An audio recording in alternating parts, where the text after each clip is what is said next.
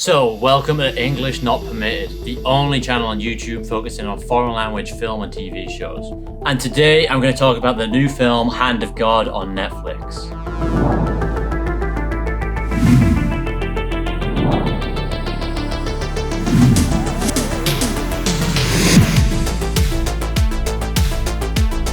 So this is a new film on Netflix directed by Paolo Sorrentino, and this is the first film I've seen by him. And the film centers around Fabietto, a young boy growing up in Napoli, around the time that Diego Maradona signs for the football club Napoli. And at the beginning of the film, you get to meet his somewhat dysfunctional family. There's actually a really funny scene towards the beginning of the film where they get together for a dinner, and everyone's arguing. They're all kind of taking the piss out of each other. It's a really good, funny scene to kick off the film. You are also introduced early on to some of the more serious problems in the family. He has an aunt who's suffering from severe mental illness. He also has an uncle who's an abusive husband. And you see he doesn't always get on with his own family, his own mum and dad. And now, in a lot of ways, this film is a typical coming-of-age film. In this film, you get to see how he deals with some of the problems in his family and how he deals with some of the typical challenges of growing up.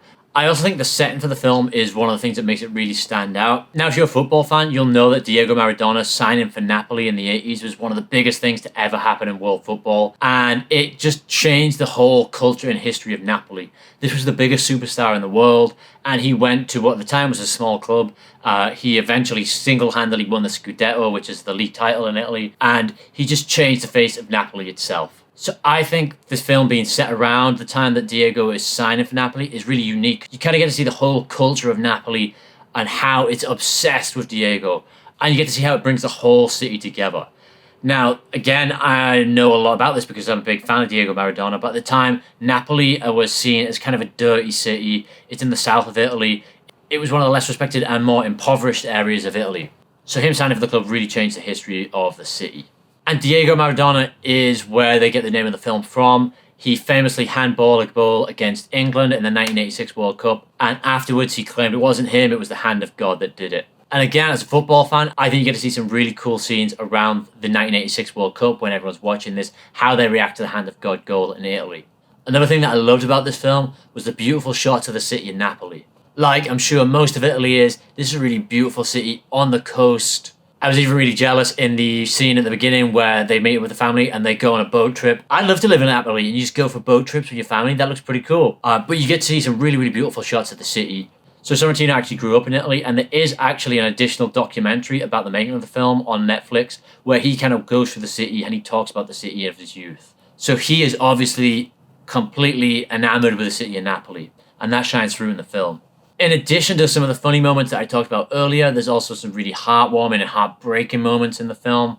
I won't talk about them too much here because this is a new film and I don't want to spoil it for anyone. But yeah, there's some big moments in the film that are quite heartbreaking, and you get to see how Fabietto deals with these scenarios.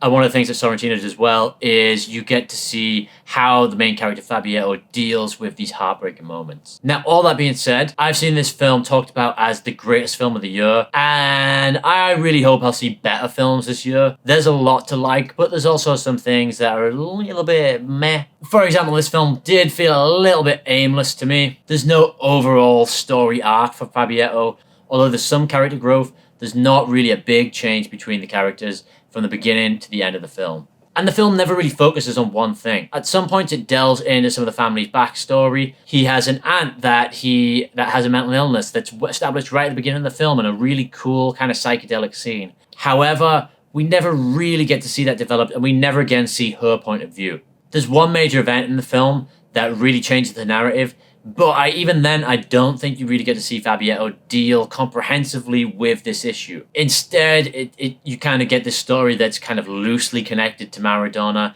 You kind of loosely hear about his aims for the future and his connections to his family, and it never really commits to any one of these things. That being said, that might have been the aim of the director, that life, especially as you're young and growing up, it's not just one thing. It's a whole mix of different things. It's football, it's your passions, it's your family, it's your friends. So, admittedly, that may have been his point. However, I don't think it always makes for a completely compelling film. That being said, this is still a very enjoyable film. I'd recommend watching it, but I just wish it could have been even more. Anyway, that's all I've got for this review. If you've enjoyed this review, please check out my other video on Crouching Tiger, Hidden Dragon. This channel is all about foreign films and TV shows, so I'm going to be doing a lot more videos like this in the future, so please like the video and subscribe to my channel. Thank you very much. I'm Jack Taylor. This has been English Not Permitted. Arrivederci. Ciao.